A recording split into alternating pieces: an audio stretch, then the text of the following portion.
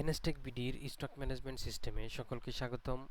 এই পর্বে আমরা দেখব ব্যাংকিং সিস্টেম কিভাবে কাজ করে, অর্থাৎ এনএসটেক বিডি এর মাধ্যমে আমি আমার ব্যবসায়ের হিসাবপাতি ব্যাংকে যে টাকাগুলো জমা করতেছি সেই টাকাগুলোর হিসাব আমি এই সফটওয়্যারের মাধ্যমে রাখতে পারবো। তো সেটি কিভাবে করতে হয়, তো এর জন্য আমাকে ব্যাংকিং মেনুর আন্ডারে ব্যাংকস থেকে প্রথমে ব্যাংক অ্যাকাউন্ট এর তথ্য এখানে অ্যাড করে নিতে হবে।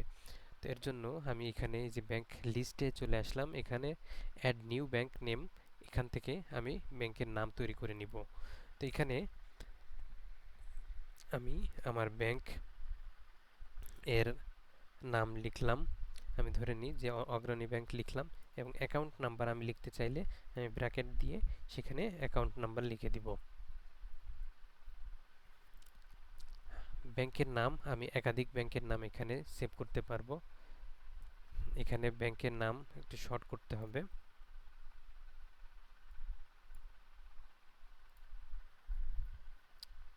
আচ্ছা, ব্যাংকের নাম তৈরি হয়ে যাওয়ার পর আমাদের পরবর্তী ধাপ আমরা থাকবে হলো ব্যাংকে ডিপোজিট করা। তো ডিপোজিট অ্যামাউন্টে আমরা কাস্টমার থেকে প্রতিদিন যেই টাকাটি পাবো সেটি আমরা ডিপোজিট করতে পারবো। এমনকি আমি যদি ডিলারশিপ ম্যানেজ করতে চাই সেই ক্ষেত্রে আমার প্রতি এসআর যারা যারা যেই টাকা আমাকে কালেকশন করে এনে দিবে আমি সেই টাকাটি তাদের থেকে মানে তাদের থেকে পাওয়া টাকাটি আমি ব্যাংকে ডিপোজিট করতে পারবো। তো এখানে আমাদের ডিপোজিট করার জন্য অবশ্যই স্টক অথবা লোকাল এই দুটোর কোনো একটি সিলেক্ট করার মাধ্যমেই এই অ্যাড নিউ ব্যাংক ডিপোজিট এই বাটনটি শো হবে। তো আমি এখানে স্টক সিলেক্ট করলাম এবং এখান থেকে ডিপোজিট মেনুতে ক্লিক করি। তো ডিপোজিট মেনুতে আসলে আমি এখানে দেখতে পাচ্ছি যে এখানে আমাকে ডেট সিলেক্ট করার সুযোগ দেওয়া হচ্ছে, অর্থাৎ আমি কোন ডেট থেকে কোন ডেটে টাকার পরিমাণ দেখতে চাই এবং ডিপোজিট করতে চাই। আমি এখানে বাই ডিফল্ট মাসের শুরু থেকে আজকের তারিখ পর্যন্ত এখানে দেখতে পাচ্ছি যে ফিল্টার হয়ে আছে, এবং এখানে কোন ইউজারের মাধ্যমে কত টাকার অর্ডার কাটা হয়েছে স্টকে স্টক অর্ডারে, এবং তার কত টাকা পেমেন্ট হয়েছে সেটা এখান থেকে দেখতে পাচ্ছি, এবং সেই পেমেন্ট থেকে আমি কত টাকা ব্যাংকে ডিপোজিট করতে চাই। তা আমি ধরে নিই যে আমি 450 টাকা ডিপোজিট করতে চাই। তা আমি সেক্ষেত্রে এখানে 450 টাকা লিখলাম। এখানে যদি আমাদের একাধিক ইউজার হয় এবং একাধিক ইউজারের টাকা আমি একসঙ্গে ব্যাংকে ডিপোজিট করতে চাই, তাহলে আমি প্রত্যেকের নামের সামনে ডিপোজিটের ঘরে তার থেকে যেই টাকাটি আমি ডিপোজিট করতে চাই সেই টাকাটি লিখব। যদি কারোর ক্ষেত্রে আমি ডিপোজিট না দিতে চাই সেই ক্ষেত্রে তার ডিপোজিট অ্যামাউন্ট আমি জিরো করে দিব।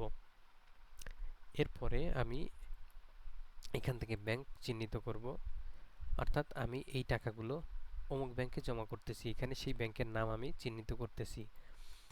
এরপরে ডিপোজিট বাই, কোন ইউজার থেকে আমি ডিপোজিট এর কাজটি করতেছি।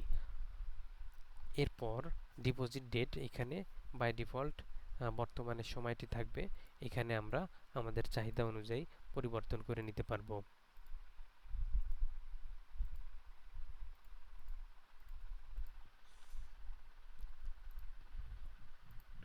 এরপরে হলো ব্যাংক ড্রাফট নাম্বার, অর্থাৎ আমরা জমা করার সময় যেই জমা রসিদটি পেয়েছি সেই জমা রসিদের নাম্বার কত ছিল সেটি আমরা এখানে ইনপুট করে রাখবো আমাদের ভবিষ্যতের মানে ট্র্যাকিং রাখার জন্য প্রয়োজনে আমরা এটা কাজে লাগাতে পারবো। এবং ডিপোজিট সংশ্লিষ্ট কোনো নোট থাকলে সেটি আমরা এখানে লিখব এবং সেভ দিব।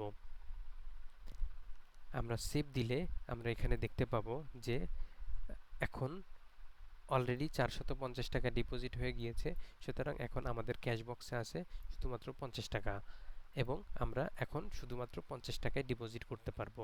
এছাড়া আমাদের হাতে ক্যাশ বক্সে আর কোনো টাকা নাই।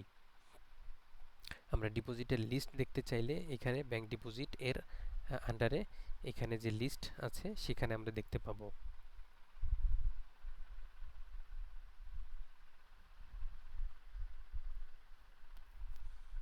আমরা কোনো ডিপোজিট চাইলে এখান থেকে রিমুভ করে দিতে পারবো।